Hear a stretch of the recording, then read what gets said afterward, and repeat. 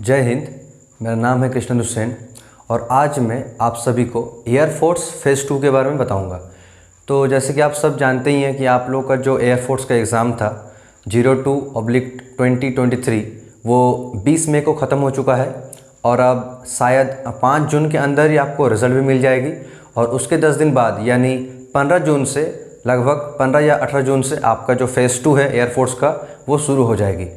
तो मैं जो 2023 का जो पहला वाला एयरफोर्स का एग्ज़ाम था वो मैं दिया था, तो मेरा रिटर्न भी क्वालिफाई हो चुका था, फेज़ 2 भी क्वालिफाई हो चुका था और मेडिकल में मुझे रेड कार्ड मिला था आँखों के लिए, यानी डिस्टेंट विज़न के लिए मुझे आँखों में री मेडिकल मिला था।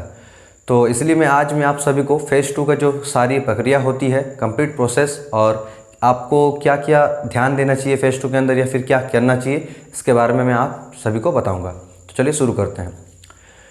तो जैसे कि अगर एयरफोर्स फेज़ 2 के बारे में बात करूं तो फेज़ 2 में जो सबसे पहला आपका जो आता है वो है आपका फिज़िकल, यानी आप सभी को 1600 मीटर की रेस 7 मिनट के अंदर कंप्लीट करनी पड़ती है। और उसके बाद आपको जो लोग ये रेस क्वालिफाई करते हैं उन सभी को पुशअप्स मारनी पड़ती है 10, सिटअप्स मारनी पड़ती है 10 और जो स्क्वाट है यानी उठक बैठक वो 20 करनी पड़ती है। इन सभी प्रोसेस में अगर आप किसी भी चीज़ में नाकाम रहे तो आपको रिजेक्ट कर दिया जाएगा। मेरे टाइम में काफ़ी लड़के पुशअप में और रनिंग में आप रिजेक्ट हुए थे। अब आपका जब ये जो रनिंग है यानी जो फिज़िकल है ये कंप्लीट हो जाने के बाद आपको फिर से आपका जो एयरफोर्स की सेंटर है उसमें आपको जैसे लेके जाया जाएगा। जैसे मेरा था 11 ASC गुवाहाटी, तो फिर आप जब जाएंगे सेंटर उसके बाद आप सभी को जो आपका 10th की और 12th की जो मार्कशीट है, एडमिट है और जो सर्टिफिकेट है ये सब जमा करना पड़ता है। और उसके बाद से लगभग आप लोगों को SRT से पहले लगभग 3 से 4 या फिर 5 फॉर्म फिलअप करने पड़ती हैं। तो आप एग्ज़ाम सेंटर के अंदर एक पेंसिल, शार्पनर, इरेज़र, स्केल ये लेके जाए और एक बॉल पेन लेके जाए ब्लू, और कुछ भी भरने से पहले देख लीजिएगा वो क्या इंस्ट्रक्शन आपको दे रहे हैं। मेरा भी काफ़ी जगह गलती हो गया था तो वो ठीक कर दे रहे, लेकिन गलती ना करे, ठीक है। तो इसके बाद आपको जो 3-4 बार फॉर्म फिलअप होती है तरह तरह की, जैसे आपका बैकग्राउंड क्या है, आप एजुकेशनल क्वालिफिकेशन के अलावा आपका और क्या है, जैसे कि आप कंप्यूटर जानते हो या नहीं, आपको ड्राइविंग आती है या नहीं, या फिर कुछ अदर स्किल आती है कि नहीं, ये सब आपको फिलअप करना पड़ता है। इन सब के बाद SRT होती है। SRT में आपको 45 क्वेश्चन दी जाती है और समय मिलती है आपको 30 मिनट। तो SRT का मतलब जो है वो है सिचुएशन रीजनिंग टेस्ट या फिर सिचुएशन रिएक्शन टेस्ट। ये टेस्ट कुछ नहीं है, ये बस आपको क्वेश्चन में एक सिचुएशन के बारे में दिया जाएगा और उसमें 4 विकल्प रहेंगे कि आप इन परिस्थिति में अगर रहे तो आप क्या करेंगे।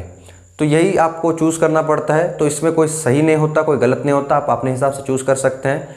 बस एक चीज़ है कि आपको 45 में से 45 क्वेश्चन अटेम्प्ट करना है किसी भी हालत में। ऐसा ना हो कि एक भी छूट जाए, क्योंकि अगर किसी का भी छूटा वो ऐसे भी रिजेक्ट है। जैसे मेरे टाइम में SRT में लगभग 34 से 36 लड़के रिजेक्ट हो चुके थे क्योंकि SRT वो क्वालिफाई नहीं कर पाए। इसलिए कैसे भी करके जो 45 क्वेश्चन है 45 क्वेश्चन का आंसर आप प्लीज़ फिलअप करके आए, वरना अगर नहीं करेंगे तो आप रिजेक्ट हो जाएंगे। तो सिचुएशन में ज़्यादा सोचिएगा नहीं कि मैं क्या करूँ क्या नहीं। क्वेश्चन पढ़ के डायरेक्ट आप ऑप्शन पढ़िए, आपका मन में जो ख्याल आता है, जो सही लगता है उसको आप टिक कर दीजिए। ज़्यादा इसमें सोचने वाली बात है नहीं। इसके अलावा 5 रीजनिंग रहती है, जैसे आप एग्ज़ाम में देते हैं रीजनिंग, उसी तरह का 5 रीजनिंग का क्वेश्चन रहता है। हाँ, ये पाँचों को 5 आपको सही करना है, ऐसा नहीं कि कुछ भी टिक कर दो, लेकिन रिएक्शन में आप कुछ भी कर सकते हैं, ठीक है। इसके बाद SRT टेस्ट होने के बाद आपको फिर से 2-3 डॉक्यूमेंट ये फॉर्म फिलअप करना पड़ता है। उसके बाद आप लोग को ग्रुप में बनाया जाता है। जैसे मेरे टाइम में 15-15 का ग्रुप बना था, तो मेरे टाइम में 18 लड़का बच गए तो मेरे ग्रुप में 18 जन थे। तो ऐसे ग्रुप बनते हैं एक 15-15 करके। इसके बाद आप सभी का GD टेस्ट होता है, यानी ग्रुप डिस्कशन होता है, और पर्सनल इंटरव्यू उसी टाइम हो जाता है लगभग। तो जैसे मैं अगर अपने बारे में बताऊँ तो मेरे ग्रुप में 18 बंदे थे, मेरा सबसे लास्ट में था। तो हम लोग सब गए, तो सेमी सर्कल में हम लोग सब बैठे हुए थे और सामने में 2-3 ऑफिसर थे एयरफोर्स का।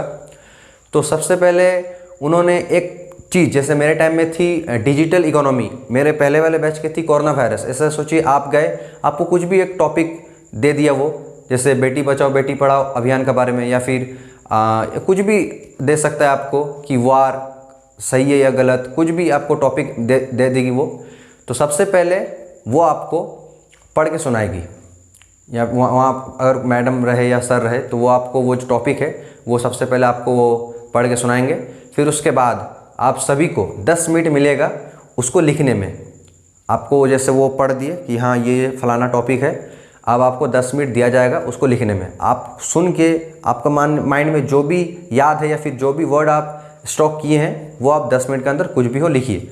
लिख के वो जमा ले लेते हैं। फिर एक जन है वो चेक करते रहते हैं। मेरे टाइम में वही हो रहा था, 2 जन था, एक जन चेक कर रहे थे जो कॉपी दिए थे, और दूसरा जो एयरफोर्स के ऑफिसर थे वो सबको पहले 1 मिनट करके दे रहे थे कि अपने बारे में बताओ, 1 मिनट के अंदर अपने बारे में बताओ और इस टॉपिक के बारे में बताओ। सबको मिला। इसके बाद जब कंप्लीट होगी ये प्रोसेस, उसके बाद कहा कि अब तुम लोग अपने अंदर अपने में डिस्कशन करो इस टॉपिक के बारे में। तो डिस्कशन करते करते कभी भी किसी के पॉइंट को आप गलत नहीं बोलिएगा। आप सब हर वक्त अपना पॉइंट को स्टैंड बाय कीजिएगा, लेकिन किसी को गलत मत बोलिएगा कि नहीं यार तुम रॉन्ग हो, ठीक है। तो ये चीज़ ध्यान रखिएगा।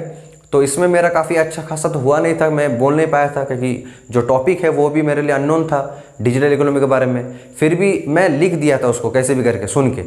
तो अगर आप सही से बोल भी ना पाए लेकिन अगर ढंग से लिख दिए ना तो फिर भी आपको वो मदद करती है, क्योंकि मुझे विश्वास है कि जब मैं जीडी दे के निकला तो मुझे पता था शायद हम रिजेक्ट हो जाएंगे, पर जब सेलेक्ट हो गए तब पता चला कि नहीं, बात सिर्फ बोलने में नहीं, राइटिंग स्किल पे भी ध्यान होती है। इसलिए आप सही से लिखिए और आपको उस टाइम में जो भी याद रहे उसके बारे में वो भी बोलिए। अगर नहीं सक रहे तो बोल दीजिएगा सॉरी सर, मुझे उसके बारे में और कुछ ज़्यादा नहीं मालूम। हाँ, और जैसे काफ़ी सारे यूट्यूब चैनल में ये भी बोला जाता है कि इंग्लिश में बोला जाता है, तो ऐसा कोई बात है नहीं, इंग्लिश में ही बोलना पड़ता है। लेकिन जब देखेगा कि नहीं वो बंदा सक नहीं रहा तो आपको मौका मिलेगा और आपको कहेगा कि आप हिंदी में ही बोलिए, ठीक है। तो इसलिए इसके बारे में ज़्यादा हाइप मत कर लीजिए या फिर खुद को नर्वस मत कर लीजिए। अगर आप इंग्लिश में उस वक्त नहीं बोल पाएंगे तो आपको वहाँ का जो ऑफिसर है वो आपका मौका देंगे हिंदी में बोलने के लिए।